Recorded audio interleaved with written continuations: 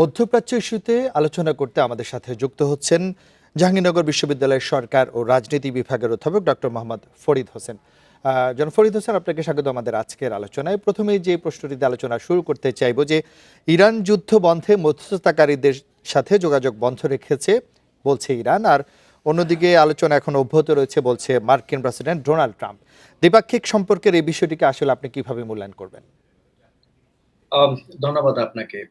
আম একটি বিষয় নিশ্চিত করে বলা যায়, যেটি হলো যে ইসরায়েল এবং মার্কিন যুক্তরাষ্ট্রের মধ্যে পাল্টাপাল্টি হামলা কিন্তু এখনো অব্যাহত রয়েছে। কারণ আপনাদের সংবাদে যেমনটি বলেছিলেন যে সর্বশেষ আমরা যেটি জানি সেটি হলো যে আ আ আপনার ইরানেও কিন্তু মার্কিন হামলা হয়েছে এবং তার প্রতিবাদে বা তার আমি যদি বলি যে প্রতি হামলা হিসাবে কিন্তু আপনার কুয়েত এবং বাহরাইনে কিন্তু হামলা হয়েছে। সো এই জায়গায় আমি বলব যেটি হলো যে এই পাল্টাপাল্টি হামলার পরেও যে বিষয়টি সবচেয়ে গুরুত্বপূর্ণ সেটি হলো যে লেবানন ইস্যুস। কারণ আমরা আমরা যেটি জানি সেটি হলো যে ইসরাইল আ বাহিনী, বিশেষ করে আইডিএফ কিন্তু লেবাননের তাদের যে সম্প্রসারণবাদ বা আপনি যদি বলেন সেটি হলো যে আ যে অভিযান সেটি কিন্তু অব্যাহত আ রাখছে এবং গত ১২ ঘন্টায়ও কিন্তু প্রায় ১৭ জন নিহত হয়েছে, লেবানিজ নিহত হয়েছে। সো ইতিমধ্যেই কিন্তু আমরা যদি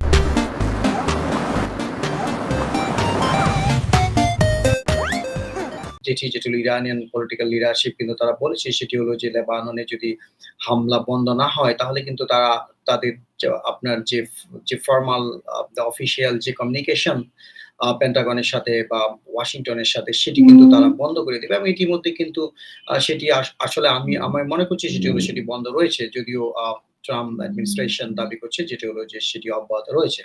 কিন্তু আমরা যেটি জানি সেটি হলো যে ইরান আম লেবাননকে আপনার লেবানিজ যে ইস্যু যেটি রয়েছে, বিশেষ করে হিজবুল্লাহ তাদের যে সবচেয়ে সিগনিফিক্যান্ট প্রক্সি মিডল ইস্টে, তাদেরকে বিপদে ফেলে তারা কিন্তু কোনো ধরনের চুক্তিতে যাবে বলে আমার মনে হয় না। কারণ এটি মধ্যপ্রাচ্যে ইরানের একটি বৃহত্তর স্বার্থ সংশ্লিষ্ট বিষয়। ডক্টর ফরিদ, আরেকটি বিষয় হচ্ছে যে ট্রাম্প নেতানিয়াহু সম্পর্কের অবনতির বেশ কিছু সংবাদ মাধ্যমে আমরা দেখছি যে প্রকাশ পেয়েছে আন্তর্জাতিক সংবাদ মাধ্যমে, যদিও পেন্টাগন এসব দাবি প্রত্যাখ্যান করেছে। এক্ষেত্রে এই দুই নেতার সম্পর্কে আসলে মধ্যপ্রাচ্য ইস্যুতে কি ধরনের প্রভাব রাখবে বলে আপনি মনে করেন? দেখেন সেটি হলো যে আ আ ট্রাম্পের সাথে নেতানিয়াহুর যে সম্পর্ক সেটি আমি বলতে পারি যেটা হলো যে তাদের মধ্যে চমৎকার ফ্রেন্ডশিপ রয়েছে এবং because of their common interest মার্কিন যুক্তরাষ্ট্র এবং নেতানিয়াহুর এবং সবচেয়ে বড় বিষয় সেটি হলো আমরা যেটি জানি যেটি হলো যে নেতানিয়াহুর যে সম্প্রসারণবাদ যে নীতি আমরা আমরা যেটিকে বাইবেলে যেটিকে বলা হয়ে থাকে যে গ্রেটার ইসরাইল যে পলিসি নেতানিয়াহু কিন্তু সেদিকে অগ্রসর হচ্ছে। এবং যে জায়গায় কিন্তু মার্কিন যুক্তরাষ্ট্রের পূর্ণ সমর্থন রয়েছে। কারণ আমরা ইতিমধ্যে যেটি দেখেছি সেটি হলো যে আ লেবাননে যে আইডিএফ এর যে আ আ বিশেষ করে তাদের যে হামলা এই পর্যন্ত প্রায় আপনার ৩২ এর উপরে কিন্তু নিরহ লেবানিজ নিহত হয়েছে এবং আ সবচেয়ে গুরুত্বপূর্ণ যে বিষয়টি হলো যে প্রায় ২,০০০ বর্গ কিলোমিটারের মতো লেবাননের জায়গা কিন্তু তারা দখলে নিয়েছে এবং সেই জায়গায় আপনার আরেকটি বিষয় হলো যে তারা ১০ কিলোমিটার গভীর পর্যন্ত কিন্তু তারা ভিতর পর্যন্ত লেবাননের ভিতরে কিন্তু তাদের অভিযান পরিচালনা করছে এবং এখনো পর্যন্ত প্রায় ৫৭ টির অধিক শহর এবং গ্রাম কিন্তু পুরোপুরি তাদের দখলে রয়েছে। এবং আ আ তার মানে কি? এবং অন্যদিকে আপনি যদি দেখেন যে আইডিএফ শুধু তাই নয় কিন্তু আপনার লিতানি নদী পার হয়ে তারা বেফুর যে আপনার সিগনিফিক্যান্ট যে আপনার ক্যাসল রয়েছে সেগুলো কিন্তু দখল করেছে এবং সেই জায়গা থেকে কিন্তু আইডিএফ আবার ফিরে আসবে না। কারণ এটি স্পষ্টত যেটি হলো যে এবং আপনার মার্কিন যুক্তরাষ্ট্রের যে ইউরোপিয়ান ইউনিয়নের আ আ ভুক্ত যে মিত্রগুলো রয়েছে তারা কিন্তু এর নিন্দা জানিয়েছে এবং এই হামলা বন্ধ করার জন্য কিন্তু আ চাপ প্রয়োগ করছে। কারণ এটি আমি এক কথায় যদি বলি সেটি হলো যে নেতানিয়াহুর যে আপনার গ্রেটার ইসরাইল পলিসি বা এক্সপান্ডেড জুইশ ল্যান্ড সেটি কিন্তু স্পষ্টত দেখা যাচ্ছে। কারণ আমরা যেটি জানি যে ১৯৬৭ সালে আপনি যদি দেখেন যে ইসরাইল এবং মধ্যপ্রাচ্যের মধ্যে বা আরব বাহিনীর মধ্যে যে যুদ্ধ হয়েছিল সেই জায়গায় কিন্তু ইসরাইল কিন্তু বিজয়ী হয়েছিল এবং পশ্চিম তীর গাজা সহ আ মিশরের সিনাই উপদ্বীপ এবং সিরিয়ার গোলান মালভূমি কিন্তু তারা নিয়ন্ত্রণে নেয় এবং যদিও আপনার সিনাই উপদ্বীপ যেটি ১৯৮২ সালে মিশরকে ফিরিয়ে দেয় কিন্তু বাকি যে আপনার গোলান আপনার মালভূমি বা দখলকৃত যে গাজা এবং পশ্চিম তীর সেটি কিন্তু এখনো পর্যন্ত ইসরায়েল দখল করে রেখেছে। তার মানে কি হলো, এই জায়গায় ইসরায়েলের একটি বৃহত্তর দীর্ঘমেয়াদী কিন্তু পরিকল্পনা রয়েছে। হিজবুল্লাহ জাস্ট আপনি বলতে পারেন যে এটি একটি বড় ইস্যু যেটিকে সামনে আ দাঁড় করিয়েছে। বাট আ সেই জায়গায় কিন্তু মার্কিন যুক্তরাষ্ট্রে আমার মনে হয় না যে ট্রাম্পের সেই ক্ষেত্রে সমর্থন নেই।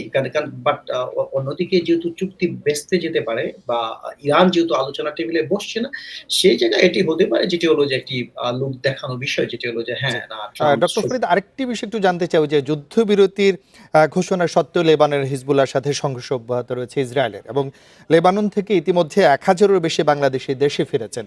সেক্ষেত্রে মধ্যপ্রাচ্যে বাংলাদেশের শ্রমশক্তি রপ্তানিতে আসলে এই যুদ্ধের ভূমিকা কেমন হতে পারে? আপনি বলবেন যেটি হলো যে খুবই আ আ উদ্বেগজনক যেটি হলো যে মধ্যপ্রাচ্যে আমাদের একটি বিশাল সংখ্যক আমাদের বাংলাদেশি ডায়াসপোরা রয়েছে যারা মধ্যপ্রাচ্যের বিভিন্ন দেশে তাদের কর্মসংস্থান বা তাদের বিশেষ করে জীবিকা নির্বাহ করছে এবং একটা বড় আমাদের বিশেষ করে ন্যাশনাল ইনকাম এর যে সবচেয়ে বড় আ সোর্স যেটি আমরাকে বলি রেমিটেন্স সেটির আপনার উৎস কিন্তু মধ্যপ্রাচ্য। সো ডেফিনিটলি নিঃসন্দেহে আপনি যদি বলতে পারেন যেটি হলো যে লেবানন সহ অন্যান্য দেশ ইভেন ইনক্লুডিং আপনার কুয়েত, বাহরাইন থেকে শুরু করে সৌদি আরাবিয়া সব জায়গায় কিন্তু একটি আ আম নেগেটিভ একটি কিন্তু প্রভাব কিন্তু ইতিমধ্যে আমরা লক্ষ্য করছি। আমি জানি না যেটি হলো যে রিসেন্টলি যে রেমিটেন্স ফ্লো যেটা সেটি আমাদের দেশে কেমন?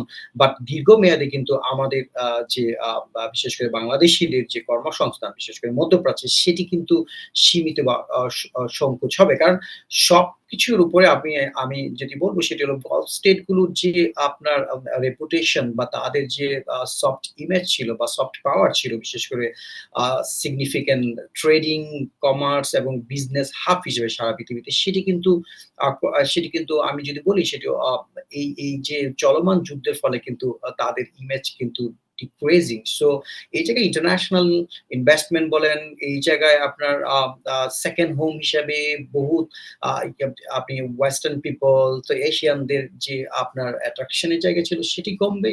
সাথে কিন্তু আমাদের আ যে শ্রম বাজার বিশেষ করে বাংলাদেশী শ্রমশক্তির যে বৃহৎ কর্মসংস্থানের জায়গা গালফ স্টেট গুলোতে সেটি কিন্তু কমার শঙ্কা রয়েছে। কারণ এই যুদ্ধ খুব সহসাই কিন্তু আ শেষ হতে যাচ্ছে বলে মনে হচ্ছে না। তার মানে এটি সরাসরি আমাদের শ্রমবাজারের উপর বা বাংলাদেশী ডায়াসপোরা যারা মধ্যপ্রাচ্যে কর্মরত রয়েছে তাদের উপর প্রভাব ফেলছে এবং এটি ফেলতে পারে আরো বড় আকারে। জি, ডক্টর মোহাম্মদ ফরিদ হোসেন, আপনাকে অনেক ধন্যবাদ আমাদেরকে সময় দেওয়ার জন্য।